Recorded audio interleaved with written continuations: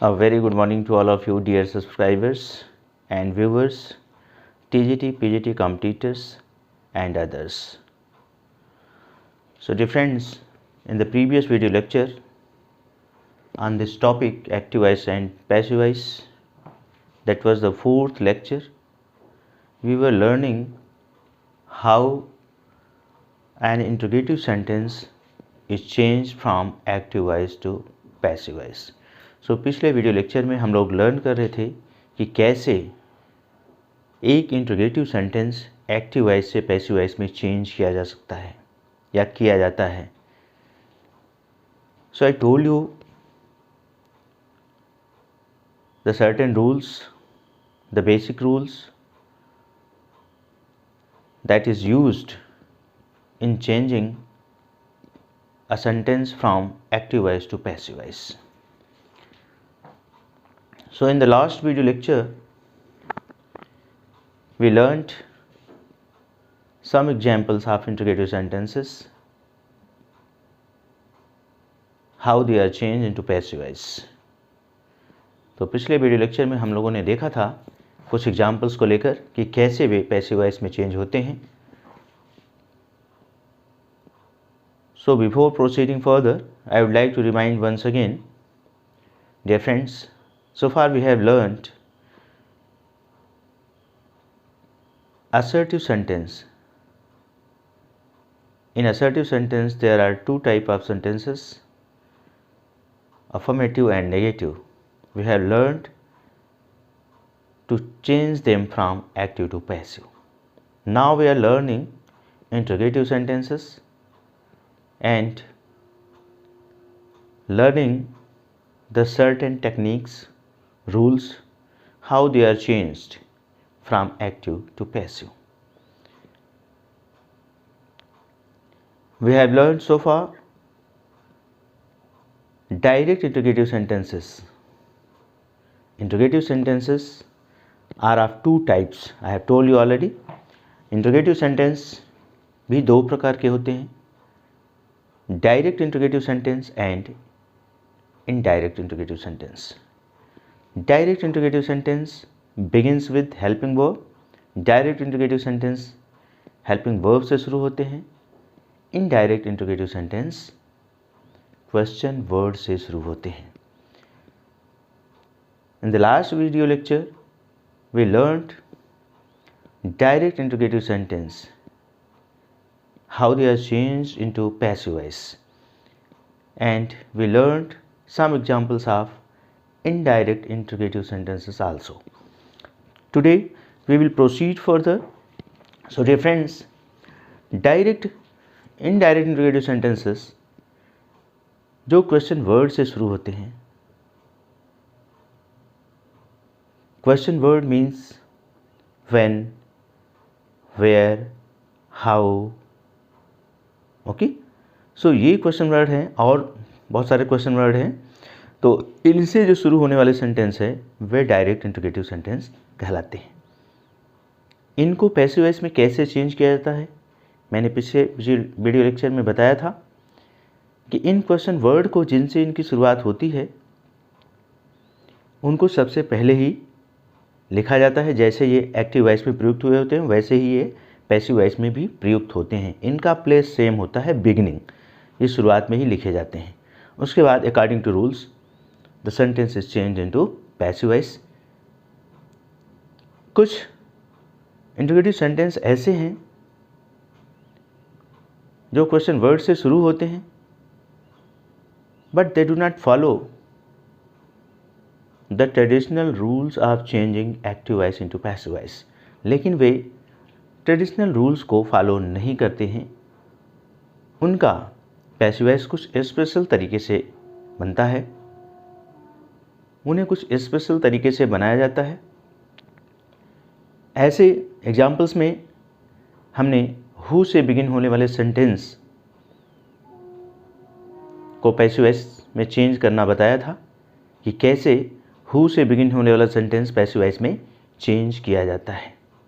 Okay friends, सो आज हम कुछ और ऐसे एग्जाम्पल्स को देखेंगे जो कि ट्रेडिशनल रूल से अलग एक्सेप्शन की श्रेणी में आते हैं, अपवाद की श्रेणी में आते हैं, जिनका पैसिव वॉइस रूल्स डिफ़र करता है ट्रेडिशनल रूल्स से। ओके फ्रेंड्स, सो आपने लास्ट वीडियो लेक्चर में हु के सेंटेंसेस को देखा था, हु से बिगिन होने वाले। आज एक और सेंटेंस हु से बिगिन होने वाले सेंटेंस को देखिए। Who wrote the Ramayana. I am writing the example. Who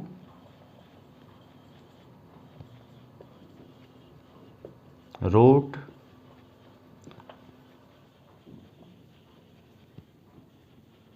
the Ramayana. Okay friends, आप लोग व्हाइट बोर्ड पर देख रहे होंगे, मैंने एग्जाम्पल लिखा है हु रोड द रामायणा। ये अपवाद की श्रेणी में आता है एग्जाम्पल, एक्सेप्शन की श्रेणी में। इस सेंटेंस को देख करके फर्स्ट ऑफ ऑल आपको ये पहचानना होता है किसी भी एक्टिवाइज सेंटेंस को देखकर कि वो किस टेंस में है। उसकी टेंस पहचान करके हम पैसिव वॉइस में उसके लिए प्रयुक्त होने वाली हेल्पिंग वर्ब को रिकॉल करते हैं, याद करते हैं कि कौन सी हेल्पिंग वर्ब उसके लिए प्रयुक्त होगी। बेसिक स्ट्रक्चर आपको माइंड में होगा, कई बार मैं वीडियो लेक्चर्स में आपको बता चुका हूँ। तो इस सेंटेंस को देख करके आप पहचान रहे होंगे, वर्ब को देख करके टेंस की पहचान कहाँ से होती है, वर्ब से। तो आप देख रहे होंगे कि इस सेंटेंस में सेकेंड फॉर्म वर्ब का प्रयोग किया गया है, रोट। आपको याद आ रहा होगा कि वर्ब की सेकेंड फॉर्म का प्रयोग सिर्फ एक टेंस में किया जाता है, एक टेंस के एक प्रकार के सेंटेंस में। वो टेंस आपको याद आ रहा होगा, basic structure of English sentence में मैंने बताया था, पास्ट इंडेफिनिट टेंस। तो पास्ट इंडेफिनिट टेंस का अफर्मेटिव सेंटेंस या पॉजिटिव सेंटेंस की जो स्ट्रक्चर होती है, जो सेंटेंस फॉर्म किया जाता है इस पॉजिटिव सेंटेंस में, पास्ट इंडेफिनिट टेंस के, उसमें वर्ब की सेकेंड फॉर्म का प्रयोग किया जाता है। ओके फ्रेंड्स, तो आपने देखा वर्ब की सेकेंड फॉर्म का प्रयोग इस सेंटेंस में हुआ है, means the sentence is in past indefinite tense. अब पैसिव वॉइस में इसके लिए हेल्पिंग वर्ब का क्या प्रयोग किया जाता है, वाज या वर plus verb third form, was या वर के साथ वर्ब का थर्ड फॉर्म। हु वाले सेंटेंस के लिए मैंने कल आपको बताया था कि ये हु जो है सेंटेंस में सब्जेक्ट और क्वेश्चन वर्ड दोनों का काम करता है, ये वर्ब और ये आपका ऑब्जेक्ट, ठीक है। और इसमें पैसिव वॉइस बनाते समय हम हु के स्थान पर बाय हुम का प्रयोग कर देते हैं, by whom. Okay friends, by whom के बाद helping verb. Helping verb passive voice में पास्ट इंडेफिनिट टेंस में प्रयुक्त होती है, वाज या वर। तो हेल्पिंग वर्ब का प्रयोग करने से पहले आप सेंटेंस के ऑब्जेक्ट को देखेंगे कि कौन सी हेल्पिंग वर्ब उस ऑब्जेक्ट के लिए सूट करती है। तो ऑब्जेक्ट है आपका द रामायणा। रामायणा एक पुस्तक का नाम है, सिंगुलर नंबर में है, तो इसके लिए हेल्पिंग वर्ब क्या उपयुक्त होगी, वाज या वर में से वास। तो आप लिखेंगे बाय हुम वास, फिर object the Ramayana,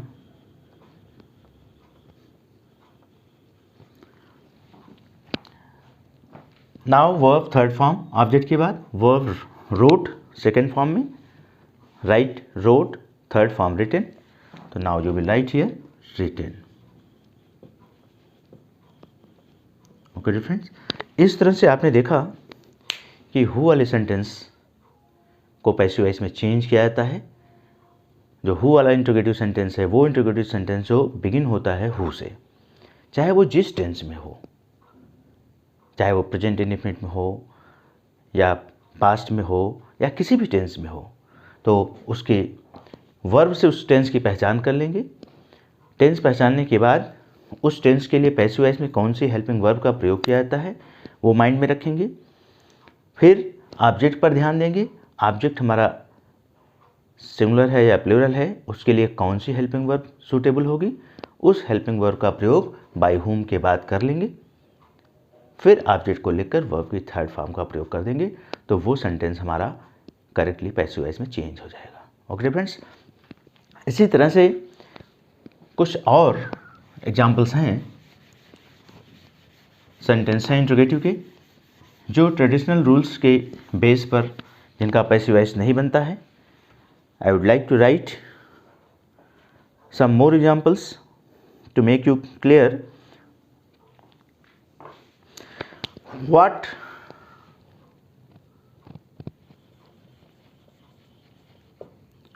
did they do in the office?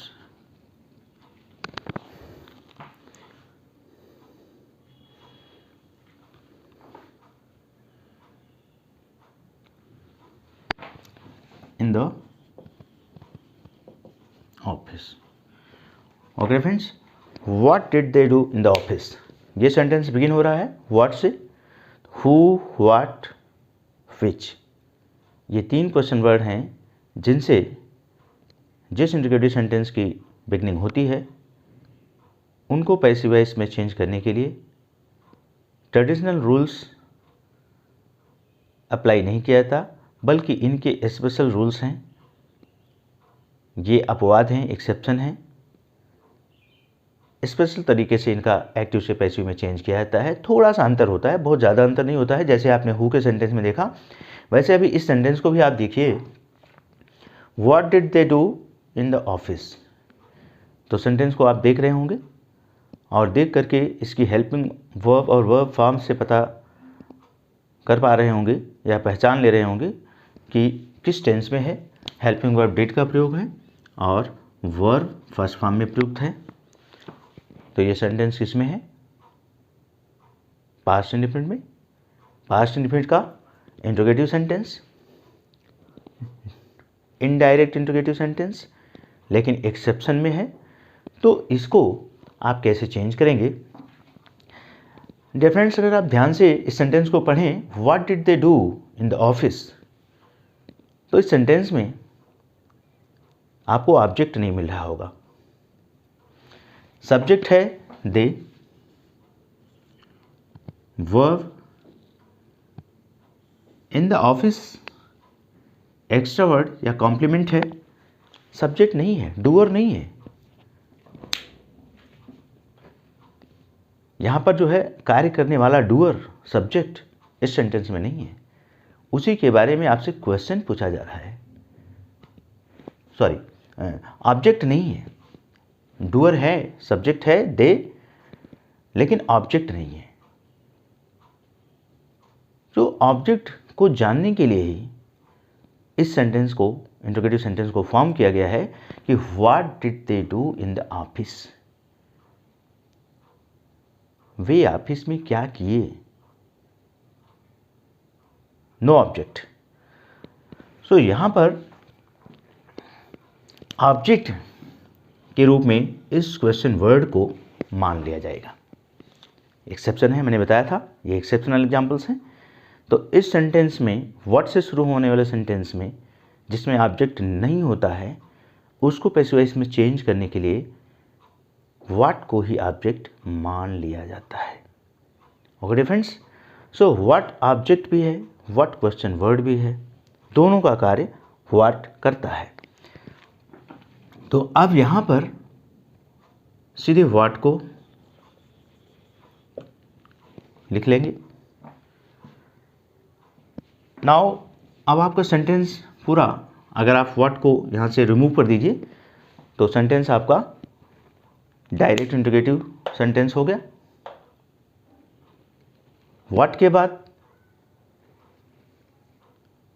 Helping verb, इस टेंस के लिए, पास्ट इंडेफिनिट टेंस के लिए पैसिव वॉइस में हेल्पिंग वर्ब यूज होती है वाज एवर, लेकिन वाज एवर का प्रयोग करने से पहले आपको ध्यान में देना होगा कि इस सेंटेंस में ऑब्जेक्ट नहीं है, तो ऑब्जेक्ट व्हाट ही है। तो व्हाट के लिए आप वाज का प्रयोग करेंगे। क्या प्रयोग करेंगे, वाज। What was.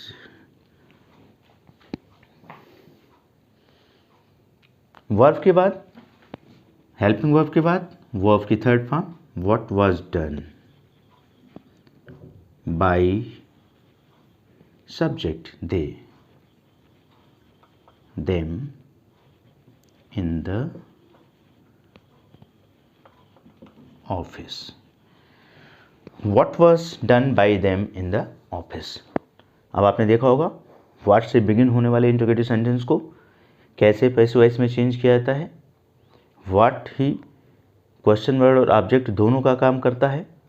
व्हाट को पैसिव वॉइस में चेंज करते समय सिंगुलर नंबर माना जाता है और व्हाट के अनुसार जो है सुटेबल हेल्पिंग वर्ब वाज का प्रयोग किया गया। ओके फ्रेंड्स, सो इस तरह से व्हाट वाले सेंटेंस का पैसिव वॉइस चेंज किया जाता है। एक और सरल तरीका आप मान सकते हैं डमी ऑब्जेक्ट। इस सेंटेंस के लिए जिसमें ऑब्जेक्ट नहीं है उसका डमी ऑब्जेक्ट आप इट मान सकते हैं, लेकिन इट को मानेंगे उसका प्रयोग नहीं करेंगे। तो सिंपल आपका जो तरीका है, this will be better, don't go anywhere else. तो और कहीं आपको किसी रूल्स पर जाने की ज़रूरत नहीं है। यह बेस्ट तरीका है व्हाट वाले सेंटेंस के लिए। इससे आप इसी तरह से चेंज करेंगे। Okay friends,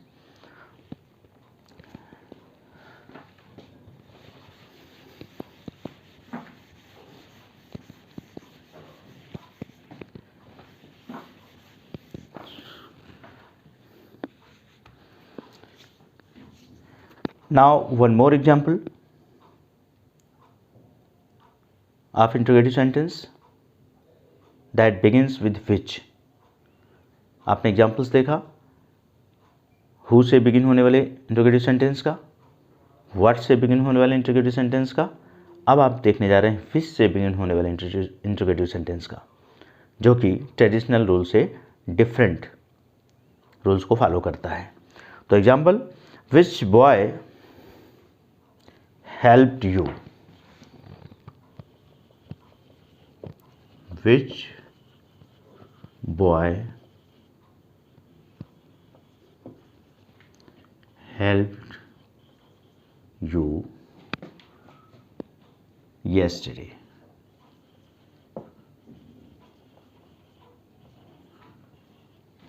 okay difference, which boy helped you yesterday। देखिए इस इंट्रोगेटिव सेंटेंस की स्ट्रक्चर। सबसे पहले इस इंट्रोगेटिव सेंटेंस के टेंस को पहचानिए। इस इंट्रोगेटिव सेंटेंस में भी हेल्पिंग वर्ब का प्रयोग नहीं किया गया है, किसी हेल्पिंग वर्ब का प्रयोग नहीं किया गया है। वर्ब की सेकेंड फॉर्म का प्रयोग किया गया है, जो कि मैंने आपको बताया था कि वर्ब की सेकेंड फॉर्म का प्रयोग पास्ट में टेंस के पॉजिटिव सेंटेंस में किया जाता है, लेकिन ये एक्सेप्शनल इंट्रोगेटिव सेंटेंस हैं जिसमें वर्ब की सेकेंड फॉर्म का प्रयोग किया गया है, जिसमें हेल्पिंग वर्ब फॉलो नहीं करती है। आपने देखा हु वाले सेंटेंस में भी हेल्पिंग वर्ब का प्रयोग नहीं था, वर्ब की सेकेंड फॉर्म का प्रयोग था। और व्हिच वाले सेंटेंस में भी आप देख रहे हैं हेल्पिंग वर्ब का प्रयोग नहीं है, वर्ब की सेकेंड फॉर्म का प्रयोग है, helped.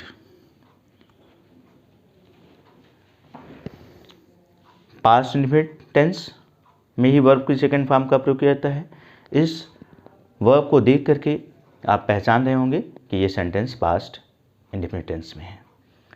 Now you have to change this sentence into passive voice, so you should remind the helping verb which is used in past indefinite tense passive voice। past indefinite tense के passive voice में कौन सी helping verb use होती है उसे आपको remind करना होगा। was ever, so which will be suitable। इस ऑब्जेक्ट के लिए आपकी कौन सी हेल्पिंग वर्ब सुटेबल होगी पैसिव वॉइस में, वर। इस सेंटेंस में सब्जेक्ट क्या है,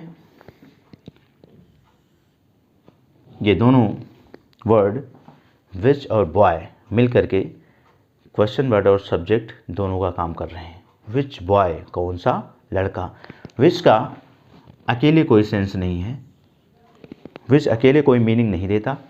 विच के बाद जब कोई नाउन फॉलो करता है, जुड़ा होता है, तब विच का सेंस मीनिंगफुल होता है।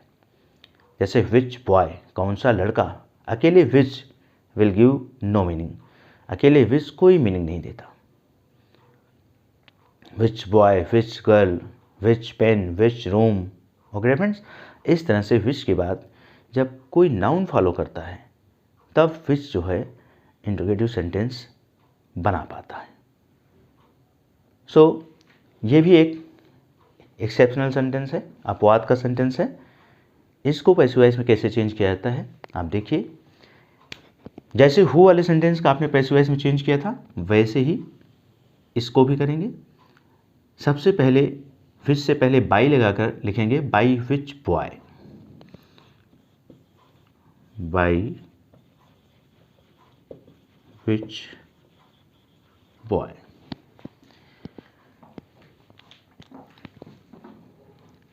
अब आपको हेल्पिंग वर्ब का प्रयोग करना है। टेंस पास्ट में टेंस में है, इसके लिए हेल्पिंग वर्ब वाज या वर। हेल्पिंग वर्ब का प्रयोग मैंने आपको बताया था किसके अनुसार होगा, ऑब्जेक्ट के अनुसार। सेंटेंस में ऑब्जेक्ट है यू, तो by which boy were you helped yesterday।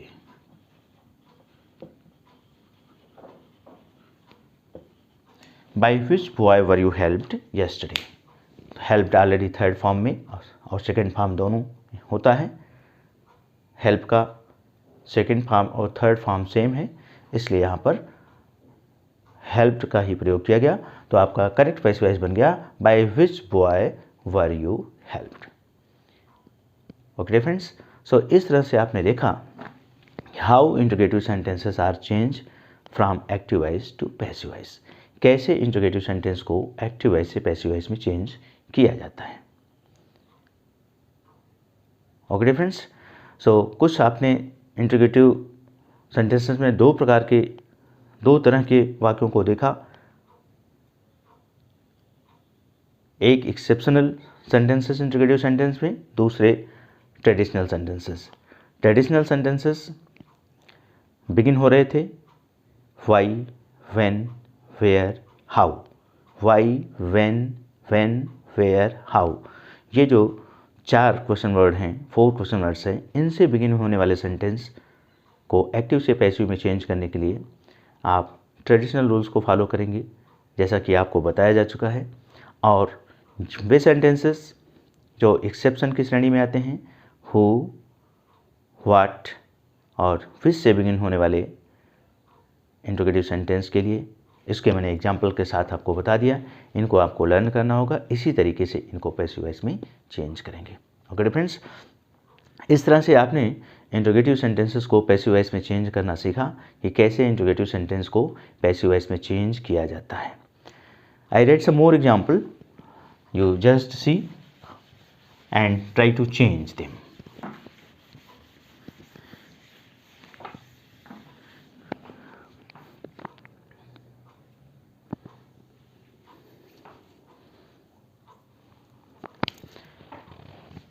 Why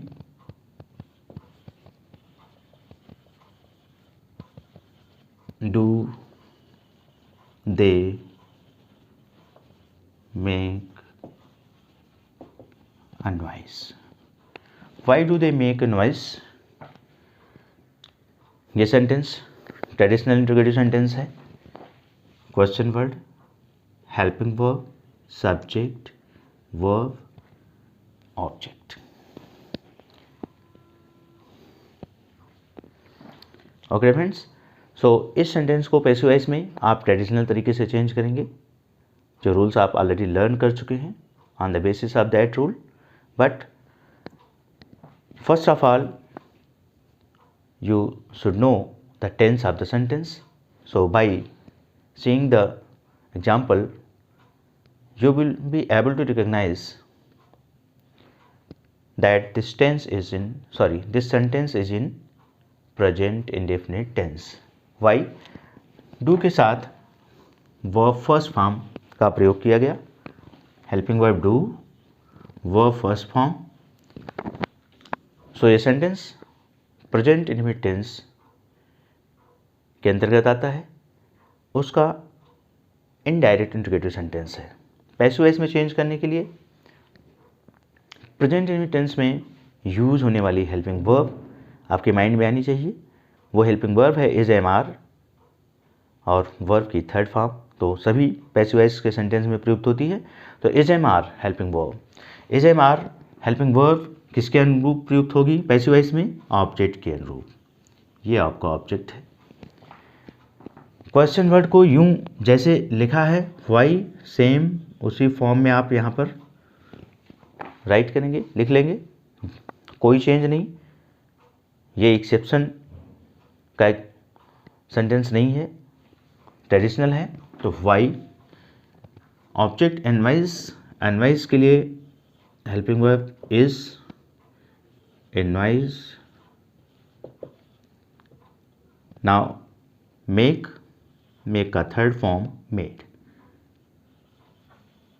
made by के बाद ये सब्जेक्ट का प्रयोग। सब्जेक्ट जब ऑब्जेक्ट के स्थान पर जाता है, you know the case is changed, तो दे का केस ऑब्जेक्टिव केस में होगा, तो them, by them.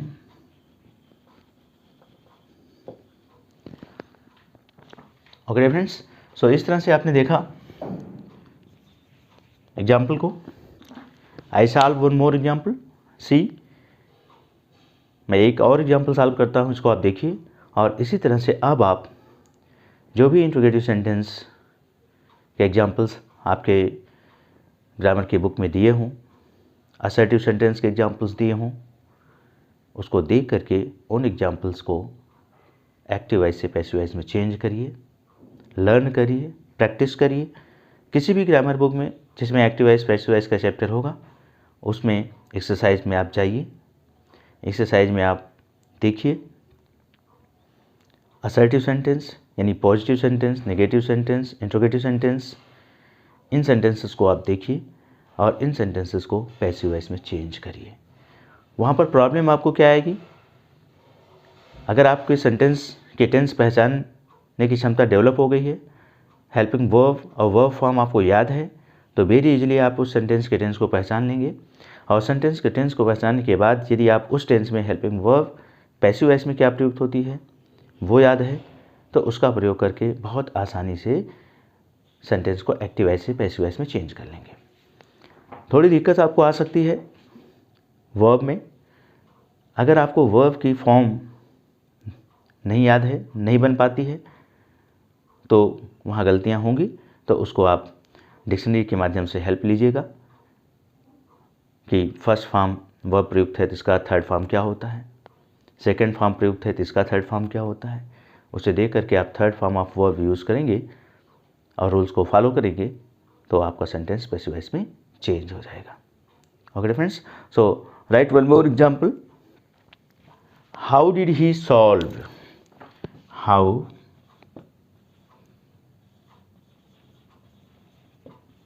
did he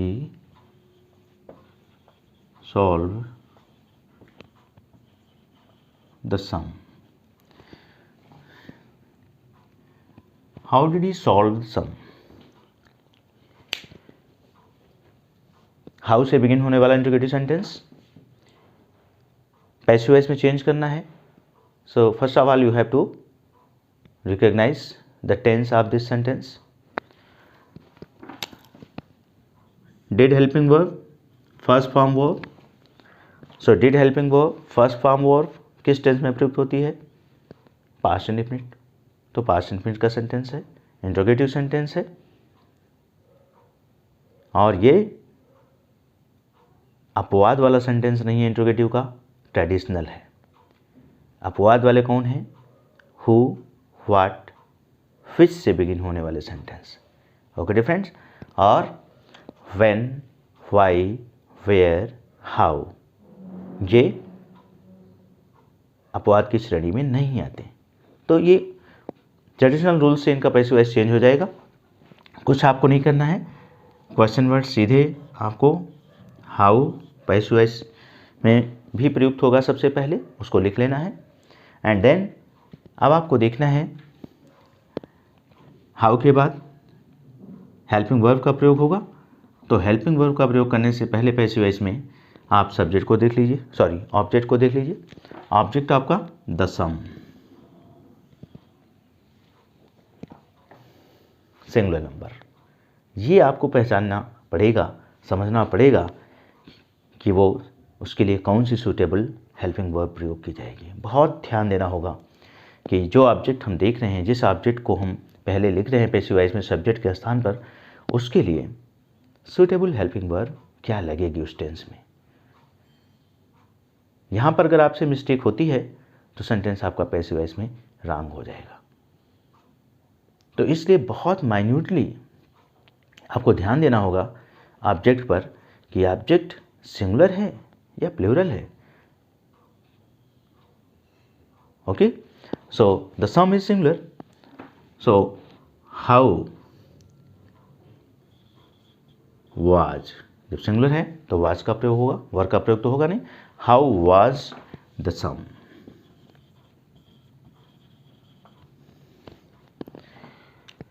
object के बाद वर्ब, वर्ब फॉर्म थर्ड में, ये आपका वर्ब है सॉल्व, ऑब्जेक्ट है, सब्जेक्ट है। सॉल्व का थर्ड फॉर्म, देखिए यहाँ पर आपको थर्ड फॉर्म की जरूरत पड़ी।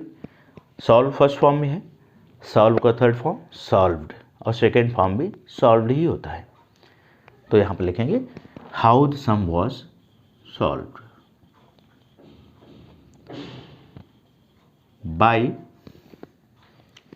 हेल्पिंग, सॉरी सब्जेक्ट अब आपका जाएगा ऑब्जेक्ट के स्थान पर, और ये सब्जेक्ट है आपका ही, इसका ऑब्जेक्टिव केस होता है, तो इसको ऑब्जेक्टिव केस में बदल कर लिखेंगे, ही नहीं लिखेंगे, बाय हिम।